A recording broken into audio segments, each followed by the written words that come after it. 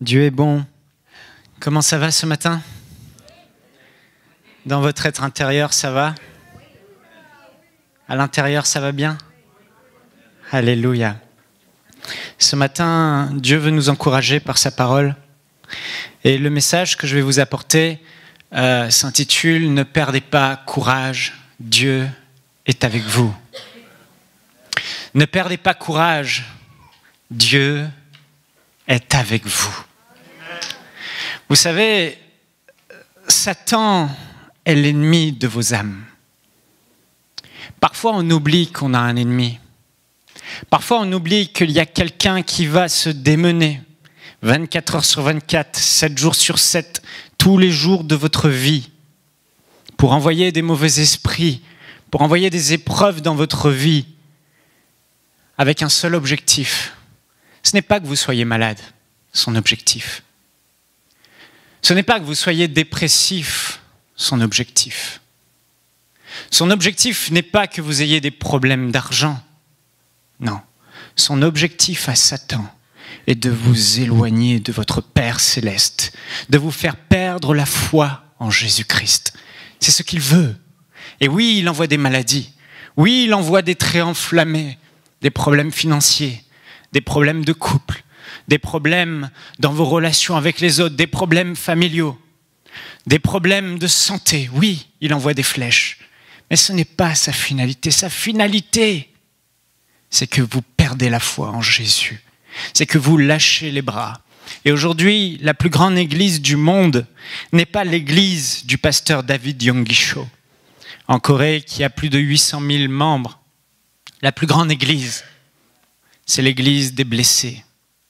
L'église de ceux qui ont arrêté d'aller à l'église. L'église de ceux qui ont une foi affaiblis, qui sont découragés. L'église de tous ceux qui ont cru un jour et qui aujourd'hui doutent au fond d'eux et qui sont accablés, désespérés. Et leur situation est pire que la première. Ils sont nombreux partout dans le monde parce qu'ils ont arrêté de croire. Ils ont arrêté de se battre. Ils ont arrêté de mener le bon combat de la foi.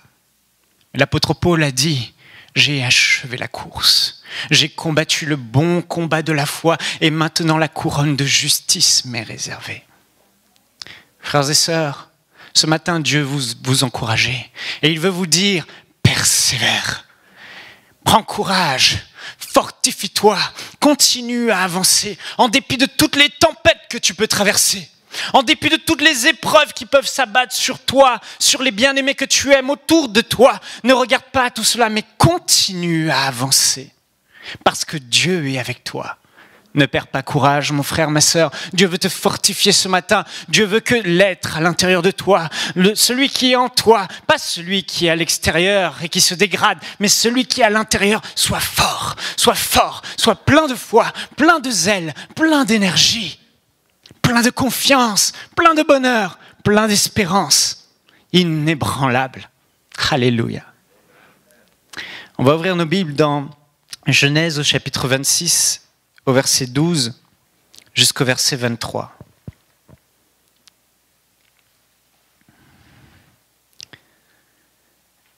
La Bible est remplie d'exemples de personnes ordinaires. Dans le peuple d'Israël, Dieu avait fait une alliance avec eux, avec un peuple sur la terre particulier, les Juifs. Et il a dit: je serai votre Dieu. Et il s'est révélé à Israël, il s'est révélé à Abraham, et il a passé une alliance avec Abraham. Il a dit: je serai ton Dieu et je serai avec toi. Et Abraham a cru en Dieu. Et il a transmis cette foi à son fils et à ses enfants, à Isaac.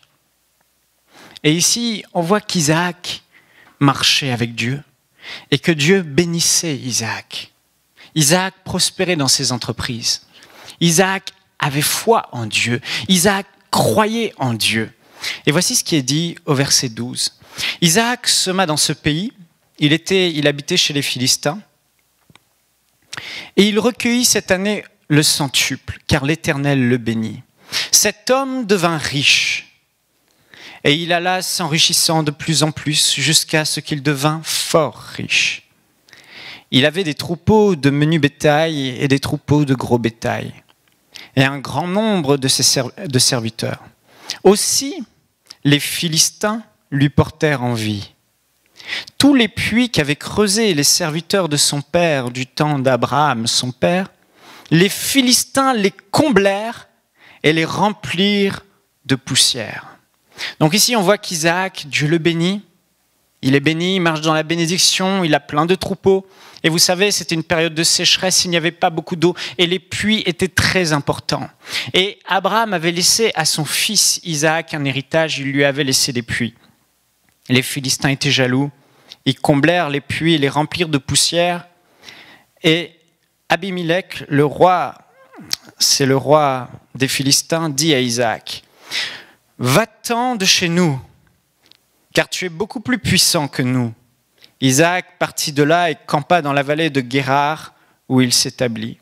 Isaac creusa de nouveau des puits d'eau qu'on avait creusés du temps d'Abraham, son père, et qu'avaient comblés les Philistins après la mort d'Abraham, et il leur donna les mêmes noms que son père leur avait donnés. Les serviteurs d'Isaac creusèrent encore dans la vallée, et ils y trouvèrent un puits d'eau vive. Les bergers de Guérar querellèrent les bergers d'Isaac, sont des Philistins aussi, en disant « L'eau est à nous ». Et il donna au puits le nom d'Essek, parce qu'il s'était disputé avec lui. Ses serviteurs creusèrent un autre puits, au sujet duquel on chercha aussi une querelle, et il l'appela Sitna. Il se transporta de là et creusa un autre puits, pour lequel on ne chercha pas querelle. Et il l'appela Rehoboth, car, dit-il, l'Éternel nous a maintenant mis au large et nous prospérons dans le pays. Au verset 23, il est dit, il remonta de là à Beer-Sheba. L'Éternel lui apparut dans la nuit et dit, je suis le Dieu d'Abraham, ton père, ne crains point, car je suis avec toi, je te bénirai et je multiplierai ta postérité à cause d'Abraham, mon serviteur.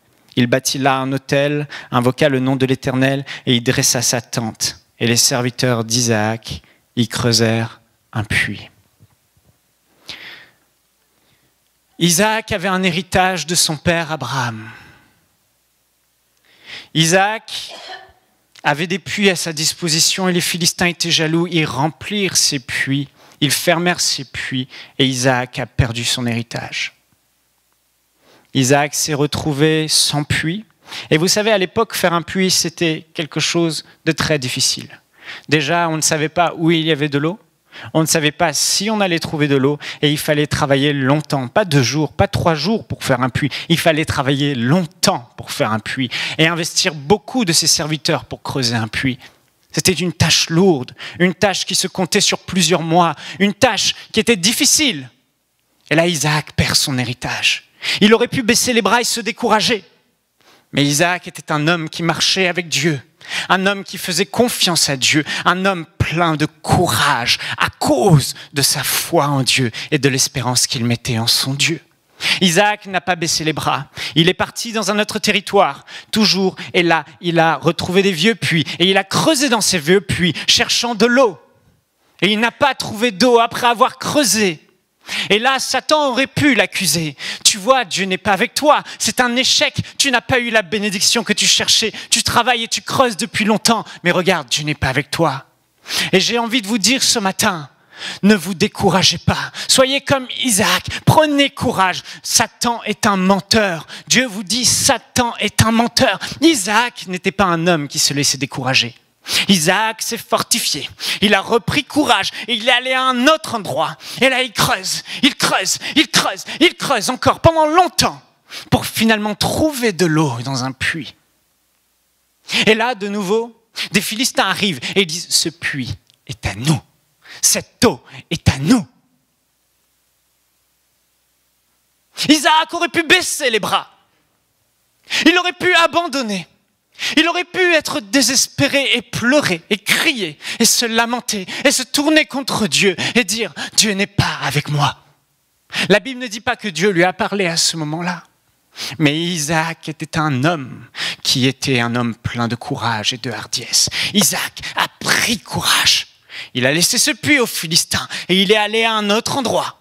Et il a creusé encore. Il a creusé, creusé, creusé et il a retrouvé encore de l'eau. Et là, Satan a encore parlé aux Philistins. Et il est venu dans la vie d'Isaac, auprès du puits. Et il lui a encore fait querelle. Et ils ont encore dit, ce puits est à nous. Et Isaac encore a perdu son puits.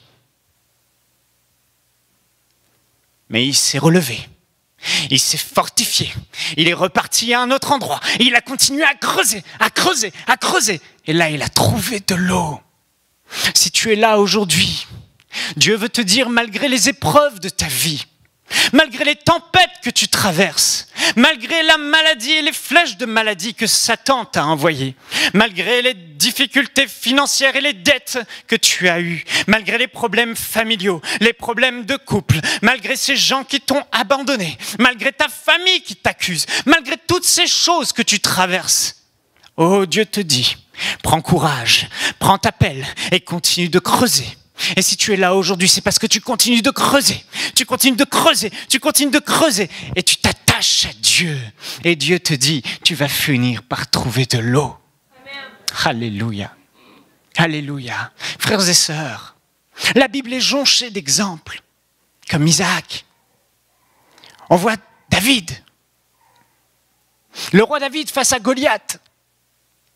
Les gens tremblaient devant David, mais David était un homme courageux, c'était un battant, un guerrier, parce qu'il avait confiance en Dieu.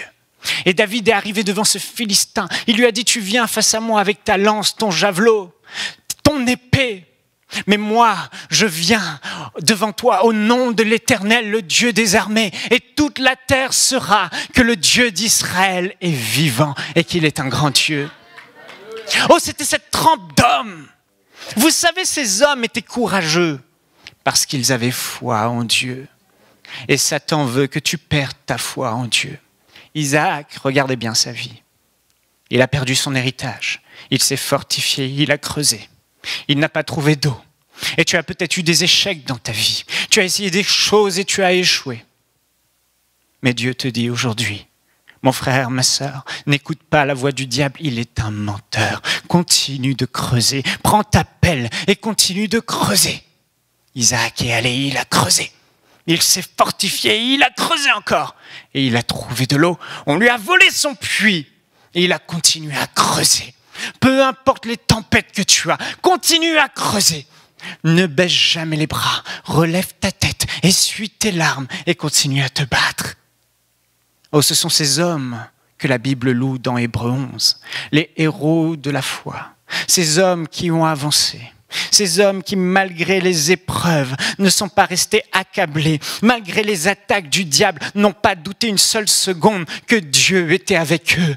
Et peut-être aujourd'hui, malgré tout à cause de tout ce que tu vis, tu doutes de la présence de Dieu dans ta vie, tu doutes de l'amour et de la bonté de Dieu pour toi. Mais j'aimerais te dire, Satan est un menteur, n'écoute pas sa voix, relève ta tête et continue à avancer, continue à creuser. Ta bénédiction vient, ta promotion vient, ta délivrance vient, ta guérison vient. Ma sœur, mon frère, ce matin, fortifie-toi en dépit de ce que tu vois, en dépit de ce que tu traverses. Isaac aurait dû dans le naturel abandonner, mais Isaac a fait confiance en Dieu. Rien ne laissait croire que Dieu était avec lui. Et pourtant, la Bible nous dit au verset 23, après qu'il ait creusé 2 puits où il a trouvé de l'eau, l'Éternel lui a apparu dans la nuit et dit, je suis le Dieu d'Abraham, ton père, ne crains point, car je suis avec toi. Je te bénirai et je multiplierai ta postérité. Remarquez que Dieu ne s'est pas révélé à Isaac avant l'épreuve, pendant l'épreuve, Dieu faisait silence. Et Satan vient. Non, il n'est pas avec toi. Et Satan vient, dit, tu n'y arriveras pas. Et Satan vient et a dit, il n'y a plus d'espoir. Mais Isaac a pris courage. Isaac s'est fortifié en Dieu. Fortifié par la foi, il a pris courage et il a continué à travailler. Et après, Dieu lui a dit, tu vois, je suis avec toi. Alléluia. Frères et sœurs, nous ne devons jamais perdre courage. En faisant confiance à Dieu, dans Deutéronome, chapitre 31, verset 6, il est écrit « Fortifiez-vous et ayez du courage. Ne criez point et ne soyez point effrayés devant eux, car l'Éternel, ton Dieu, marchera lui-même avec toi. Il ne te délaissera pas. Il ne t'abandonnera pas. » Leur courage venait de leur confiance en Dieu. Le courage que tu auras d'affronter les épreuves de la vie, le courage que tu auras de continuer dans ta marche et dans ta relation avec Dieu, te viendra uniquement de la foi. Parce que tu as la ferme assurance que ton Dieu est avec toi, qu'il ne t'abandonnera pas et que c'est lui qui aura le dernier mot sur ta vie. Satan n'a pas gagné. Satan a peut-être gagné quelques batailles dans ta vie, mais il n'a pas gagné la guerre dans ta vie. Tu vas la remporter, mais Dieu te dit, redresse ta tête, fortifie-toi, prends courage, bats-toi, refuse la défaite, refuse de te lamenter, refuse ce statu quo, refuse de pleurer, sèche tes larmes, relève-toi et bats-toi, avance, travaille, dur avec le Seigneur. Et le Seigneur est avec toi. Alléluia. Est-ce que vous le croyez? Est-ce que vous le croyez? Quelqu'un peut acclamer le Seigneur? Alléluia. Il est avec nous. Oui, Seigneur, tu es avec moi. En dépit de ce que je vois, en dépit de ce que mes oreilles disent, en dépit de ce que mon compte bancaire et mon banquier me dit, en dépit de ce que l'état de mes finances me disent, en dépit de ce que les symptômes de mon corps me disent, je refuse cela, je refuse, je ne fais pas partie de cette trempe de personnes qui se lamentent. Non, non, non, non, non, je suis fortifié par la foi, je prends courage. Écoute-moi bien, Satan, écoute-moi bien, Satan. Oh non, Satan, tu n'as pas gagné. Regarde, je suis à l'église. Regarde, je lis ma Bible. Regarde, je prie. Regarde, j'avance. Isaac n'avait pas de pasteur pour l'encourager. Isaac n'avait pas de Bible pour l'encourager. Isaac n'avait pas le Saint-Esprit en lui pour conserver la paix et la joie, mais il avait cette foi en Dieu. C'est cette foi qui va te garder, cette foi qui va te faire. Et parfois, je vous assure, dans les moments difficiles, vous savez ce qu'il faut faire? Il ne faut pas prendre le téléphone et appeler le pasteur et appeler les gens et appeler les autres et dire que c'est difficile. Dans les moments difficiles, ce que Dieu veut que vous fassiez, c'est que vous relevez la tête, vous levez les yeux vers le ciel et vous dites « Père, dans le nom de Jésus, me voici ». Et tout à coup, la paix surnaturelle de Dieu garde vos corps en Jésus-Christ. Tout d'un coup, une force en vous naît et vous continuez à avancer, vous continuez à vous battre et tout le monde croit que vous êtes en train de déprimer. Tout le monde croit qu'à votre place, il serait anéanti. Mais vous restez debout à l'intérieur. Peu importe l'état de votre corps, peu importe l'état de vos finances, peu importe ce que vous vivez. C'est facile de dire aujourd'hui, quand on est en bonne santé, c'est facile de dire « Oui, je suis en bonne santé parce que Dieu me garde. Je suis en bonne santé parce que Dieu me protège et je marche dans la bénédiction. » C'est facile. Mais viendra un jour où Satan va commencer à venir et à toucher à vos enfants. Viendra un jour où Satan viendra et commencera à toucher à votre conjoint. Viendra un jour où Satan viendra et commencera à toucher aux gens que vous aimez. Viendra un jour où Satan va faire en sorte que vous vous retrouverez seul. Mais là, nous avons quelque chose que le monde n'a pas, frères et sœurs. Nous avons un Dieu merveilleux avec nous. Et quand bien même nous serons attaqués par le diable de toutes parts, nous avons en nous la capacité, nous avons en nous la force que les païens n'ont pas de se relever. Dieu a fait une alliance avec vous. Dieu a fait une alliance avec Isaac. Les autres rois, les autres peuples ne pouvaient pas revendiquer ce courage. Mais lui, il savait qu'il n'était pas seul. Dieu marche avec moi.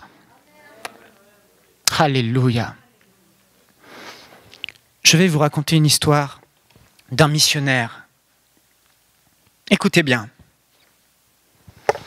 Cet homme était un missionnaire et il a eu à cœur d'aller dans un pays, une région en Asie pour traduire la Bible dans la langue de ce pays, de cette région. Et il y avait une vieille bibliothèque, il allait tous les jours, vivant par la foi, travaillant. Il a traduit toute la parole de Dieu.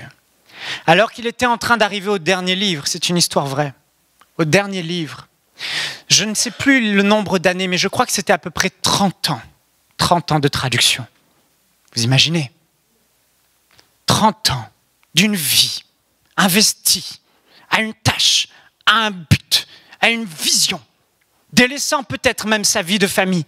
Je ne connais pas tous les recoins de l'histoire, mais cet homme a travaillé pour le Seigneur. Et quand il est arrivé un matin, alors qu'il arrivait à la fin, à la traduction de la Bible, la bibliothèque dans laquelle il écrivait ses parchemins, il n'y avait pas d'imprimante à l'époque de machine à écrire comme cela. Il voit la bibliothèque en feu. Et ces 30 années de travail en cendres. Cet homme, qui était un homme de foi, est tombé à genoux dans les cendres. Il n'a pas dit un mot. Il a pleuré. Il a relevé sa tête. Il a dit, tu as fait de moi une personne persévérante. Tu es avec moi. Je vais me relever et je vais tout recommencer. 30 ans. Il a retraduit la Bible, je crois que cette fois ça lui a pris 15 ou 20 ans. Toujours, tout refaire. À la main. Il est mort. Et au travers de ses écrits, il y a eu un puissant réveil. Et beaucoup de grandes foules se sont converties à cause des écrits de cet homme. La promesse que Dieu lui a faite s'est accomplie. Cet homme aurait pu se dire, mais Dieu, tu m'as abandonné. Pourquoi ? Je n'étais pas dans ta volonté. Pourquoi as-tu permis ça ? Mais cet homme savait que Satan était le prince de ce monde et que Satan avait voulu anéantir son travail. Et il s'est fortifié. Il a dit, tu m'as volé, Satan. Mais moi, je vais continuer. Il a pris courage. Et il allait se battre encore. Frères et sœurs, soyez des enfants de Dieu. Soyez de la trempe de Christ. Soyez de cette trempe de personnes qui se lèvent avec courage, avec zèle, pour mener le bon combat de la foi et faire taire la bouche du diable. Alléluia. Combien les pasteurs des églises seraient heureux, épanouis, si les membres de l'église étaient des personnes qui savaient relever eux-mêmes leur tête, qui savaient eux-mêmes se fortifier dans la parole de Dieu. Mon frère, ma sœur, ce n'est pas grave si tu as vacillé quelque peu. Mais là, c'est le temps maintenant de relever ta tête. C'est le temps de prendre courage. Si ces gens qui étaient sous l'ancienne alliance, dans le peuple d'Israël, avaient une alliance avec Dieu, à combien plus forte raison nous avons une meilleure alliance avec Dieu ? À combien plus forte raison Dieu est encore plus avec nous qu'il est avec eux ? À combien plus forte raison nous avons la parole de Dieu ? À combien plus forte raison nous avons le Saint-Esprit en nous ? Nous ne sommes pas de la même nature qu'Isaac. Nous ne sommes pas de la même nature qu'Abraham. Nous partageons leur même foi. Nous sommes des gens de foi, mais nous sommes d'une nature supérieure. Jésus a dit, le plus petit dans le royaume des cieux est plus grand que tous. À cause du sacrifice excellent de Jésus, vous n'êtes pas n'importe qui. Vous n'êtes pas un petit. Vous n'êtes pas misérable. Vous êtes les précieux et glorieux enfants de Dieu. Nous sommes son peuple. Nous sommes le peuple qui s'est acquis au prix d'un grand sacrifice, celui de Jésus, son Fils, qui est mort à la croix et qui a payé le prix pour que nous relevions la tête. Nous avons le Saint-Esprit en nous. Nous sommes nés de nouveau. Nous sommes nés de nouveau. Nous ne sommes pas sujets aux mêmes choses que les incroyants sont sujets. Nous ne sommes pas sujets à la dépression. Nous ne sommes pas sujets à la défaite. Nous ne sommes pas sujets au fait d'être accablés et anéantis. Nous sommes plus que vainqueurs. Nous sommes des plus que vainqueurs. Oh, peut-être que notre compte bancaire n'est pas le plus que vainqueur. Peut-être que notre corps n'est pas encore le plus que vainqueur. Mais une chose est sûre, à l'intérieur, Satan n'a rien en moi. Satan n'a rien en nous. Nous sommes une race différente. Une race qui marche la tête levée. Nous sommes nés de nouveau. Nous avons une vie supérieure à l'intérieur de nous. Tu as une vie supérieure en toi. Une vie qui fait que, quoi qu'il t'arrive, que tu perdes ton conjoint, que tu perdes tes enfants, quoi qu'il arrive, même la mort n'a pas de pouvoir sur toi. Tu en sors toujours victorieux. Tu as toujours en toi cette force intérieure de relever la tête et de louer ton Dieu. Les incroyants n'ont pas ça, mais nous l'avons. L'apôtre Paul a dit à notre sujet, dans 2 Corinthiens au chapitre 4, versets 4 et 7, ainsi, 2 Corinthiens chapitre 4, verset 4. Écoutez bien ce qu'il dit. Ainsi, puisque tel est le ministère que Dieu nous a confié dans sa bonté, nous ne perdons pas courage. Au verset 7, mais ce trésor, nous le portons dans les vases faits d'argile que nous sommes, pour que ce soit la puissance extraordinaire de Dieu qui se manifeste et non notre propre capacité. J'ai pas donné la bonne référence ?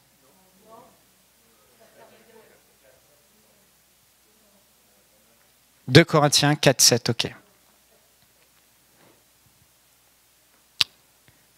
Pour que ce soit la puissance extraordinaire de Dieu qui se manifeste et non notre capacité. Ainsi, nous sommes accablés par toutes sortes de détresse et cependant jamais écrasés.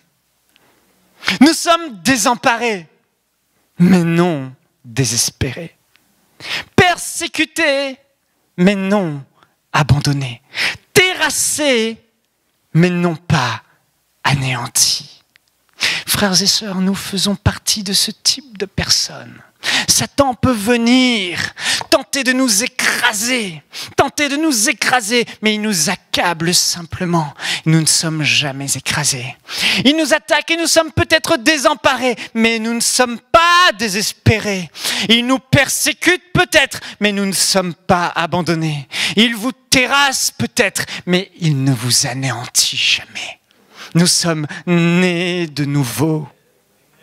Nous sommes un nouveau type d'homme. Vous êtes un nouveau type de femme, inébranlable. L'apôtre Pierre dira dans 1 Pierre, ce n'est pas la peine d'y aller, au verset 8 et 9, « Soyez sobres, veillez, votre adversaire le diable rôde comme un lion rugissant, cherchant qui le dévorera. Résistez-lui avec une foi ferme, sachant que les mêmes souffrances sont imposées à vos frères dans le monde. Écoutez bien, le Dieu de toute grâce, qui vous a appelé en Jésus-Christ à sa gloire éternelle, après que vous ayez souffert un peu de temps, vous perfectionnera lui-même, vous affermira, vous fortifiera, vous rendra inébranlable. » Parfois on se demande pourquoi. Je crie la parole de Dieu. Je tousse la parole de Dieu. Je jeûne, je prie. Je confesse. Mais je suis toujours dans la même situation. Le silence de Dieu est parfois désemparant. Mais je ne suis pas pour autant désespéré, parce que même si je ne comprends pas ce qu'il se passe, même si je ne comprends pas pourquoi au sein de ma détresse, au sein de ce que Satan envoie, au sein de la tempête, je n'ai pas tout de suite la délivrance. Je fais ce que mon Dieu fait. Il me dit, je prends courage et j'avance. Je persévère. Je persévère. Je persévère. Je résiste au diable d'une foi ferme.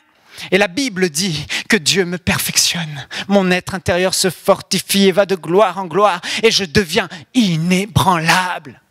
La Bible dit que Dieu rend mon visage semblable à un caillou. Un jour, il y a un frère qui était dans le besoin Je lui ai envoyé une exhortation par Facebook et j'ai dit « Le Seigneur rend ton visage semblable à un couillon. » J'avais mal tapé avec la correction orthographique. Mais Dieu rend votre visage semblable à un caillou.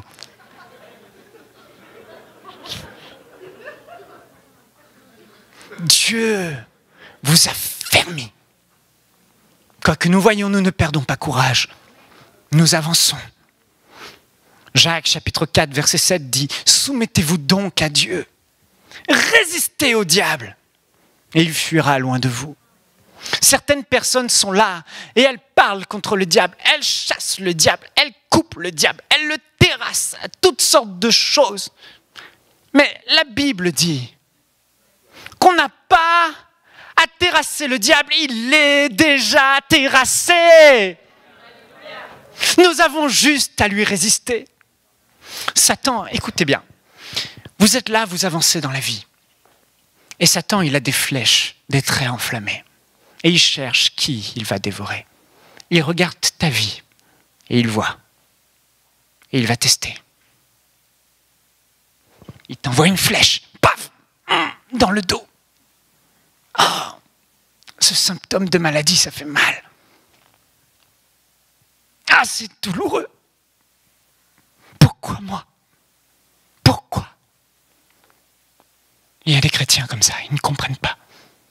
Satan leur envoie une deuxième flèche, pouf. Problème de couple et de famille. Pourquoi, Seigneur? Pourquoi? Et pouf, une troisième flèche, problème d'argent.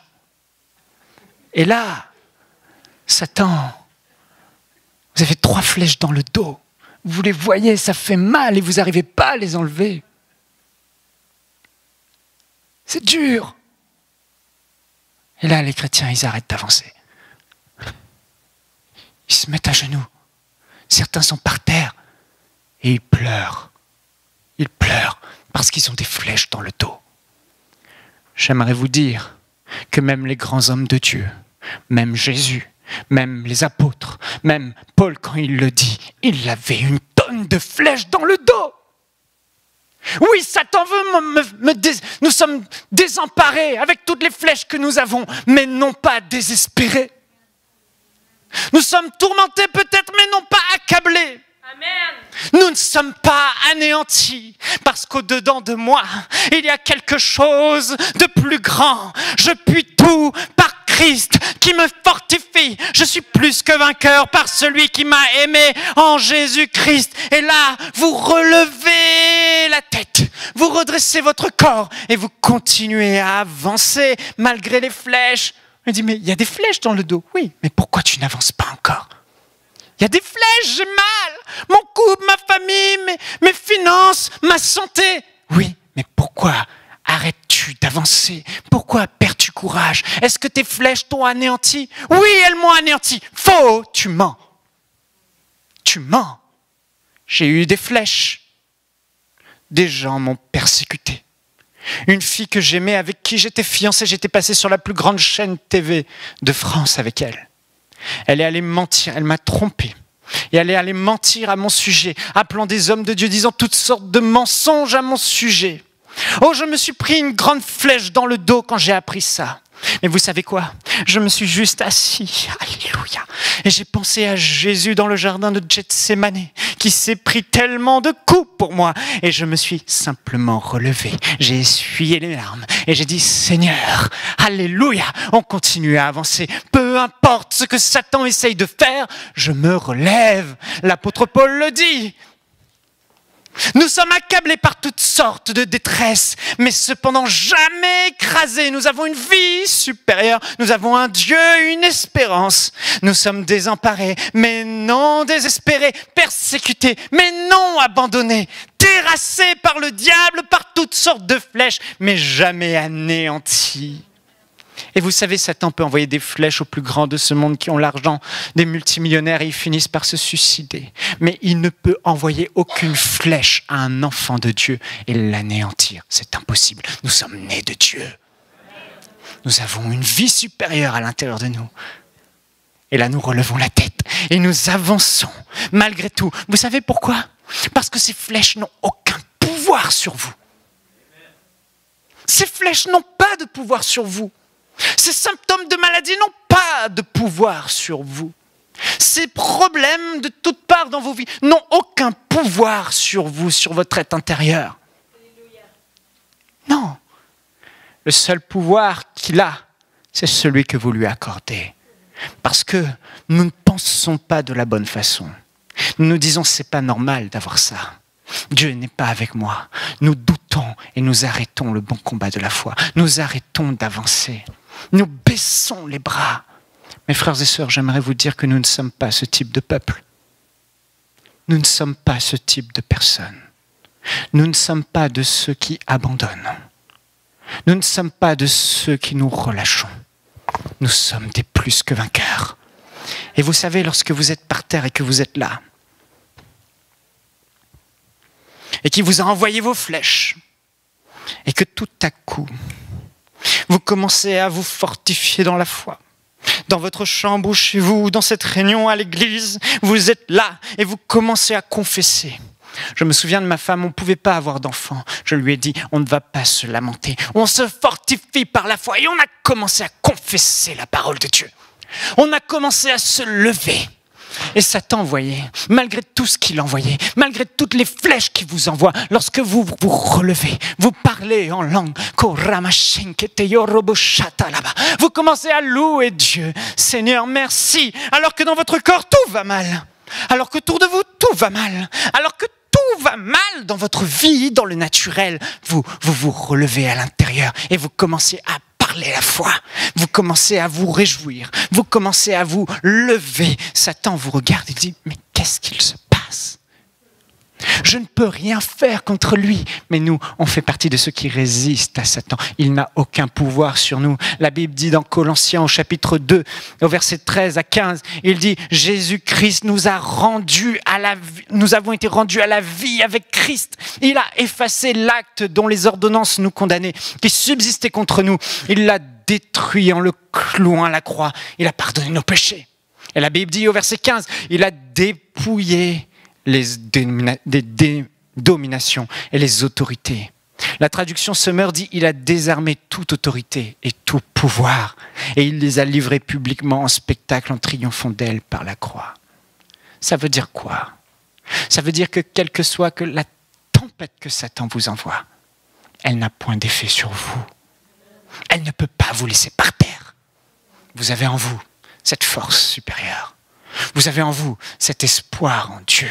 Vous avez en vous la foi suffisante pour maintenant, quoi que vous traversez, relever la tête. Non, Michael, je ne peux pas. Si, tu peux. Il suffit de la lever maintenant. Il suffit de la lever maintenant. Il suffit de sécher tes larmes maintenant, simplement. Et comme Isaac, tu te lèves et tu creuses. Tu te lèves et t'avances. Et quand le diable voit que malgré les flèches que tu t'es pris, tu continues à avancer, il réalise qu'il n'a aucun pouvoir sur ta vie. Et il te laisse tranquille. Ne perdons pas notre temps à essayer d'anéantir quelqu'un qui est inébranlable. Alléluia. Ne perdons pas notre temps à essayer d'anéantir quelqu'un qui est inébranlable, qui ne marche pas selon la vue, mais qui marche par la foi. Est-ce que vous croyez ce que je dis aujourd'hui ? Est-ce que vous croyez qu'aucune flèche du diable ne peut vous anéantir? Est-ce que vous croyez que même s'il vous reste même pas juste un bras, comme ce frère Nick, qui n'a ni jambes ni bras, juste un petit bout, comme il l'appelle, une aile de poulet au bout du pied, et qui n'a pas de jambes ni bras, mais qui gagne des millions d'âmes à Christ, qui a le sourire sur son visage, parce qu'il est devenu inébranlable dans la foi. Il ne demande pas à Dieu forcément de lui donner des jambes et des bras. Non, tel que je suis, peu importe, j'avance et je fais la guerre à Satan. Ce que tu m'as volé, Dieu va me le rendre et il aura le dernier mot sur ma vie dans le nom de Jésus. Nous avons le nom de Jésus. Alléluia. Oh, Ramasakata. Vous savez, dans la Bible, on a cette histoire de Jésus qui allait vers une fille, Jairus, sa fille était morte. Elle était morte. Morte. Son cœur ne battait plus, elle ne respirait plus depuis plusieurs heures. Et il y a un homme, Lazare, qui lui aussi est mort, et lui plus longtemps. Depuis plusieurs jours, il était mort, et ça commençait à se sentir. Et ces gens sont venus vers Jésus, pour que Jésus vienne les voir, vienne voir la fille de Jairus, mais entre-temps, elle était morte. Il n'y avait plus d'espoir. Et les gens pleuraient, parce qu'ils sont sans Dieu et sans espoir. Ils pleuraient. Nous ne devrons pas pleurer plus de 10 minutes en tant que chrétiens. Parce qu'une fois qu'on a pleuré en apprenant la nouvelle, on se fortifie. Quand ma mère m'a appelé, qu'elle m'a dit que mon père avait le cancer et qu'il avait perdu la quasi-totalité de son sang et qu'il était à l'hôpital entre la vie et la mort, je suis allé dans la salle de bain et j'ai commencé à penser à mon père et j'ai pleuré. J'ai pleuré 1 minute. Et puis j'ai dit, Seigneur, pardon d'avoir pleuré. J'ai essuyé mes larmes. Je me suis levé et j'ai dit, il ne mourra pas, il vivra. Il ne mourra pas, il vivra, il donnera sa vie à Jésus. Je suis allé avec la foi. Mon père a été guéri et il a donné sa vie à Jésus. Il s'est fait baptiser d'eau. Satan a perdu. Frères et sœurs, Jésus, quand il a vu cette nouvelle, les autres pleuraient. Mais nous sommes une race à part. Nous sommes les enfants de Dieu. Et Jésus a regardé et il a dit, elle n'est pas morte, elle dort. Elle n'est pas morte, elle dort. Elle ne dormait pas, elle était morte. Elle était morte ou elle dormait? Moi je vous dis, elle dormait. Elle n'était pas morte, elle dormait. Elle ne respirait plus, son cœur avait arrêté de battre, son sang ne circulait plus, elle était peut-être blanche comme un zombie, comme un vampire, ça n'existe pas. Comme les Québécois en hiver. Et les Suisses, comme ma femme. Elle était blanche. Et Jésus a dit, elle dort. Et laissez-moi vous dire, elle dormait. Parce que ce n'est pas le verdict naturel qui compte. C'est le verdict de la parole de Dieu sur ta vie qui compte. Parce que ce que Dieu dit et ce que Dieu a résolu de faire dans ta vie, c'est ça la vérité, même si dans le présent, le naturel dit elle est morte. Elle dort parce qu'elle va se réveiller, donc elle dort dans le présent. Quelle est ta confession? Lazare dort, il a dit. Jésus ne pouvait pas dire Lazare est mort, parce que pour lui, Lazare était en vie. Et Dieu dans ta vie, même si tu es paralysé aujourd'hui, Dieu ne t'appelle pas la paralysée, la paralytique, la boiteuse. Non, Dieu dit, elle est assise. Oui, mais souvent nous nous identifions. Je suis la seule personne qui a des difficultés à me déplacer. Ou 2, 3, 4, 5 peut-être frères et sœurs dans l'église. Peut-être. Mais Dieu ne te voit pas paralysé, Dieu te voit assis. Jésus dit, elle est assise. Et Jésus dit, je viens et je te guérirai. Ça prendra peut-être 1 an, 2 ans, peu importe, je ne sais pas quand. Mais quelle que soit la fin, tu es assise et je te vois debout. Là où je veux en venir, frères et sœurs, c'est que ce que Jésus dit sur votre vie, c'est de la même manière que vous devez vous voir. Et il y a une différence entre se dire, je suis paralysé, je suis assis. Il y a une différence entre dire je suis lié par des dettes et Jésus dit tu es retenu pour un temps. C'est pas pareil. Non mais j'ai des dettes. Non, tu es retenu pour un temps. Parce que tu n'auras pas toujours des dettes. Parce que le roi de gloire va se lever sur ta vie. Parce que ton Dieu te dit je ne te délaisserai pas et je ne t'abandonnerai pas. Certains disent je suis seul. Je n'ai plus de famille. Je me suis retrouvé tellement de fois dans cette situation seul, livré à moi-même. Mais Jésus te dit à ce moment-là, tu n'es pas seul. Tu es seul dans le visible, mais accompagné dans l'invisible. Alléluia. Certains disent, je suis inutile, je ne fais rien de ma vie, je ne produis rien. Jésus te dit, tu es en formation. Tu vas rentrer dans ta destinée. Comment te vois-tu?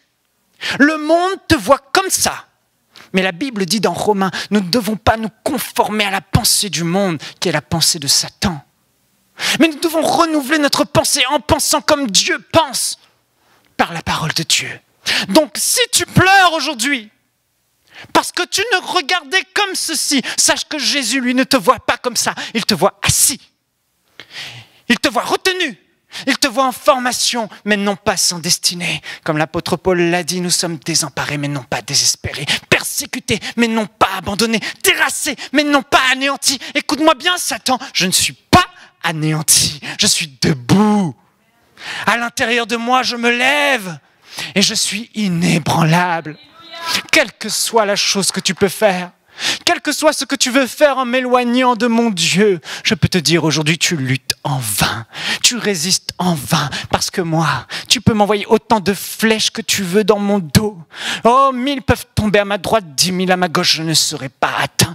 7 fois le juste tombe, mais l'Éternel l'en délivre toujours. Oh, ça prend peut-être 1 mois, 2 mois, 1 an, 2 ans, 3 ans, mais je t'assure, je vais continuer à avancer. Et s'il faut que je meure, je préfère mourir dans la foi que de vivre dans l'incrédulité. Jamais je ne me détournerai de celui qui m'a tellement aimé, qu'il a envoyé Jésus. Et même si je suis désemparé à l'intérieur de moi, jamais je ne serai désespéré. Alléluia. Vous comprenez, frères et sœurs? Vous comprenez? Nous sommes de cette trempe de personnes qui sommes courageux. Plus jamais laissons Satan nous accabler. Plus jamais laissons Satan avoir la victoire. Nous sommes plus que vainqueurs par celui qui nous a aimés. Tu as cette capacité. J'ai bientôt fini. J'aimerais vous dire que c'est par la foi qu'on se lève, qu'on prend courage. Regardez l'exemple d'Abraham. Dieu s'est révélé à Abraham à l'âge de 75 ans. Il a dit, quitte ton pays, ta patrie, et va vers le lieu que je te montrerai. Abraham quitte Charan, là où il vivait, et il part sur une parole de Dieu, une promesse de Dieu, vers le lieu inconnu. Il part par la foi. Il avance. Dieu dit, je ferai de toi une grande nation. Et Abraham n'a aucun enfant, et sa femme est stérile. Plusieurs fois, il est allé vers sa femme dans la tente pour essayer d'avoir un enfant. Plusieurs fois. Il n'a pas eu d'enfant. Tellement de fois, il a essayé d'y aller. Par la foi, j'y vais. Mais toujours pas d'enfant. 25 ans plus tard. 25 ans plus tard. 25 ans. Ce n'est pas écrit 1 an, 2 ans, 2 mois, 3 mois. 25 ans plus tard. Isaac, l'enfant de la promesse naît. Imaginez, que nous dit la Bible dans Romains au chapitre 4 et au verset 17. Dieu dit, je t'ai établi, Abraham, père d'un grand nombre de nations. Il est notre père à tous, devant Dieu en qui il a cru, qui donne la vie aux morts et qui appelle à l'existence ce qui n'existe pas. Au verset 18, espérant, contre toute espérance, il crut et devint ainsi le père d'un grand nombre de nations. Selon qui avait été dit, telle sera ta descendance. Et sans faiblir dans la foi, il ne considéra pas son corps presque mourant, puisqu'il avait près de 100 ans et le sein maternel de Sarah déjà atteint par la mort, mais face à la promesse de Dieu, il ne douta pas par incrédulité, mais fortifié par la foi, il donna gloire à Dieu, pleinement convaincu de ceci, ce que Dieu a promis, il a aussi la puissance de l'accomplir. Dieu dit que Abraham est le père de la foi. Dieu lui fait une promesse et il va. 1 an, 2 ans, 3 ans, 4 ans, 5 ans. Sa femme commençait à lui parler. Ses serviteurs commençaient à lui parler. Certainement qu'on lui a dit, Dieu avait peut-être voulu ça, Dieu voulait peut-être que tu ailles vers ma servante Agar et que tu fasses un fils qui s'appelle Ismaël. Et Abraham a vacillé dans sa foi. Peut-être que tu as vacillé dans ta foi. Oui, peut-être que tu as eu des Ismaël. Mais ce n'est pas pour autant que Dieu dit qu'Abraham n'est pas le père de la foi. Il l'appelle le père de la foi. Parce que même s'il a eu des moments de faiblesse sur sa route, Abraham, il s'est toujours relevé. Et il a continué à avancer. Et au lieu de retourner à son ancienne vie, de là où il venait, il s'est fortifié. Il a continué à avancer vers la promesse de Dieu. Il a continué à croire en Dieu. Il s'est fortifié par la foi. La Bible dit qu'il avait plus de... Son corps était âgé et le corps de sa femme était atteint par la mort. Elle était totalement stérile. Il n'avait plus de désir. Sarah disait même, comment aurais-je encore des désirs? Mais Abraham s'est fortifié par la foi. Oh, il s'est fortifié. Je n'ai peut-être plus de désir. Je n'ai peut-être plus envie, je n'ai peut-être plus de force et elle non plus. Mais Dieu a dit, alors je ne regarde pas à ce que mon corps me dit. Et je vais vers ma femme encore une fois et je pose des actes de foi encore une fois. Et Isaac est né et la promesse s'est accomplie. La Bible nous appelle à marcher non par la vue, mais par la foi. Nous sommes des personnes qui ne regardons pas dans le naturel. Ne regarde pas, mon frère, ma sœur, à l'état de tes symptômes. Ne regarde pas, mon frère, ma sœur, à l'état de ton compte, à l'état de ta vie actuelle. Il y a toutes ces flèches et ces tempêtes que Satan a envoyées. Mais regarde comme Abraham uniquement à la promesse de Dieu. Dieu a dit, et il a aussi la puissance de l'accomplir. Et j'avancerai par la foi. Et avance, et tu avances, et tu avances, et tu avances. Et quand le doute vient, quand tu commences à sentir le doute, tu te fortifies, tu te relèves. Et fortifié par la foi, tu prends courage. Et comme Isaac, et comme Abraham, tu creuses, tu creuses, tu creuses. Et le miracle vient. La Bible dit dans Hébreux au chapitre 6, imitons ceux qui par la foi et la persévérance héritent des promesses. Alléluia. Je remercie Dieu pour le mot persévérance. Il n'a pas dit juste par la foi, mais il a dit par la foi et la persévérance. Aujourd'hui, le rêve que Dieu a mis sur ta vie semble être peut-être loin. Aujourd'hui, tu te dis peut-être, est-ce que je suis planté dans la bonne église? Mais Dieu te dit, peu importe où tu es planté, je te ferai prospérer. Peu importe ce que le diable a envoyé dans ta vie, je te dis, ta promotion vient, ton miracle arrive, ta bénédiction arrive, ta guérison arrive, ton progrès financier arrive. Tout vient dans le nom de Jésus. Mais toi, fortifie-toi comme Abraham. Avance, avance, avance, avance, avance. En gré de tout, j'avance. Alléluia. Nous sommes ce type de personnes, frères et sœurs. Jamais nous ne renonçons. Jamais nous n'abandonnons. Nous sommes comme Christ. Christ vit en nous. Dans le jardin de Gethsémane, Jésus était là. Il était là et il avait tout le poids des péchés sur lui. Tous ses amis qui l'abandonnaient, ces gens qui l'avaient béni étaient en train il le voyait en vision aller le maudire. Il allait être séparé de son père, cloué sur une croix, avoir chaud. On allait lui tendre du vinaigre, on allait lui mettre une couronne d'épines qui allait transpercer son front, faire couler son sang. Et dans le jardin de Gethsémane, Jésus a eu un moment d'angoisse tellement intense. Oh, Satan était en train de l'attaquer. Satan était en train de l'envoyer toutes sortes de détresse à ce moment, toutes sortes de doutes. Mais Jésus, notre modèle parfait, le premier-né d'entre la création, le premier-né d'entre les frères, notre grand frère, notre maître, notre Seigneur, dans ce moment, qu'est-ce qu'il a fait? Je l'imagine dans ce jardin, encore une fois, tombé à genoux, avec ses flèches dans le dos, et se tourner vers son Père et dire, Père, s'il est possible d'éloigner cette coupe de souffrance de moi, tout est possible à toi. Cependant, non pas ma volonté, mais ta volonté.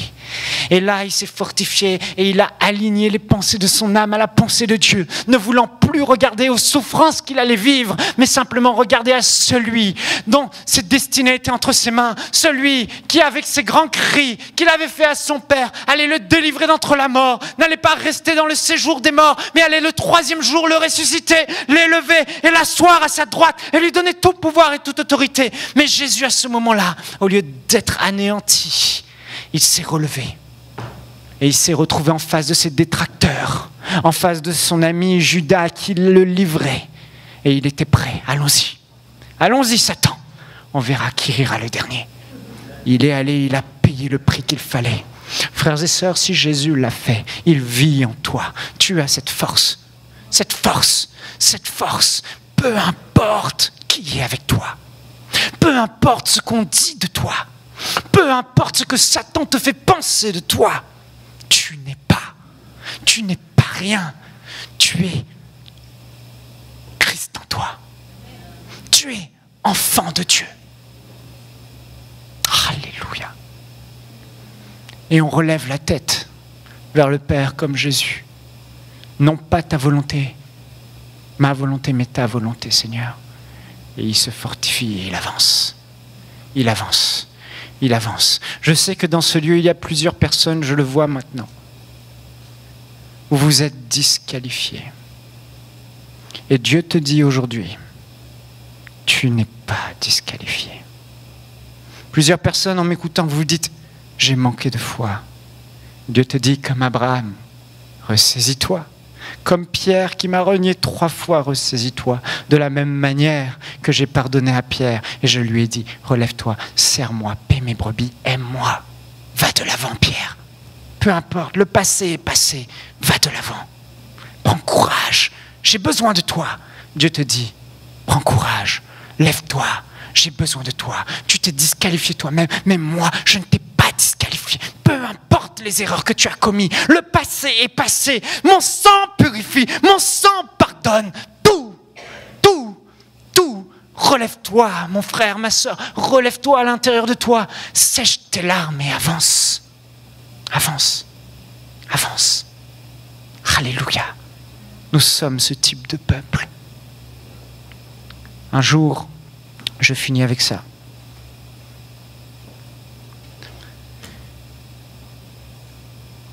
J'ai commis une erreur de discernement il y a bien des années. Ça m'a valu la pire humiliation de ma vie. Je n'ai pas péché. Je ne peux pas rentrer dans les détails. Ce n'était pas un péché. Mais c'est un mauvais choix que j'ai fait.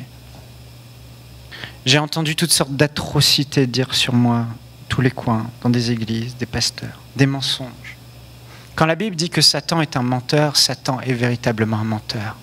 Il vous dit des choses mauvaises, mais il dit aussi des choses mauvaises aux autres à votre sujet. Mais ça fait de lui un menteur. Pour la première fois et la seule fois de ma vie, j'étais au plus bas du trou. Tout s'est fermé. Toutes les portes. Tout. J'étais humilié au plus haut point. Je suis allé dans ma chambre, j'ai pleuré comme un bébé. J'ai dit, Seigneur, je me suis trompé, j'ai eu tort. Et pendant plusieurs jours, j'ai fermé ma bouche. J'ai arrêté de parler à Dieu. J'ai arrêté de prier en langue. J'avais la capacité de me relever, mais je ne voulais pas. Et j'ai dit au Seigneur quelque chose que je regrette amèrement. Je lui ai dit, Seigneur, je ne prêcherai plus jamais l'évangile de toute ma vie. C'est fini. Le ministère et moi, c'est fini. Si c'est pour vivre ça, c'est fini. Je suis pas digne. Je suis disqualifié. Je me suis disqualifié moi-même. Je me disais, c'est fini. J'ai dit, je vais faire du business et je vais amener de l'argent et je vais soutenir des hommes de Dieu et voilà ma contribution pour le royaume de Dieu. Plusieurs jours ont passé, je suis resté dans mon lit sans bouger, sans sortir, enfermé dans une pièce. Peut-être plusieurs jours, 4, 5 jours, pas un mot à Dieu. Juste dégoûté, disqualifié. Et à un moment donné, j'ai trouvé un DVD de Jésus en pâte à modeler. J'ai mis ce DVD sur l'ordinateur de Jésus en pâte à modeler et j'ai vu Jésus guérir la fille de Jairus. Au moment où Jésus guérit la fille de Jairus, la parole de Dieu m'a transpercé comme une grosse claque en pleine figure. Ça m'a percuté. Et Dieu m'a dit ceci, si tu t'engages dans une autre voie que celle de la prédication de l'évangile et de la guérison, ma main sera contre toi et tu ne trouveras ni repos ni tranquillité jusqu'à ce que tu reviennes à moi. Je me souviendrai toujours de ce moment. Dès que cette parole m'a transpercé, elle m'a guéri totalement. Guéri totalement. Pourquoi ? Parce que j'ai vu, je m'étais disqualifié, mais Dieu, lui, ne m'avait pas disqualifié. Et j'aimerais vous dire, jamais, vous ne serez disqualifié aux yeux de Dieu. Toujours la grâce de Dieu va vous relever. Toujours la bonté et l'amour de Jésus vous relève et vous dit « Avance, continue, serre-moi ». Et peut-être que tu as douté et vacillé dans ta foi. Mais Dieu aujourd'hui veut t'encourager. T'encourager, t'encourager. Prends courage, prends courage. Sèche tes larmes, relève ta tête. Il y a une personne ici, tu as été abusé. Abusé, quand tu étais jeune, abusé. Abusé, plein de reprises, abusé. Ça a enlevé ta dignité, l'estime que tu as de toi. Jésus te dit, tu n'es pas disqualifié. Jésus te dit, le passé est passé. Je t'aime, je ne te délaisserai pas, je ne t'abandonnerai pas. Relève ta tête, va de l'avant. J'ai besoin de toi pour mon royaume. Il y a une personne ici dans le ministère, elle se sent découragée. Dieu te dit, ne te décourage pas. Les temps vont venir où l'eau va jaillir. Continue à creuser. Continue à avancer. Une personne ici, elle se sent désemparée par rapport à sa vie future. Elle se dit, je n'ai pas d'espoir. Dieu te dit, continue à avancer. Fortifie-toi. La promotion vient, les portes vont s'ouvrir. Les portes vont s'ouvrir dans le nom de Jésus. Sèche tes larmes.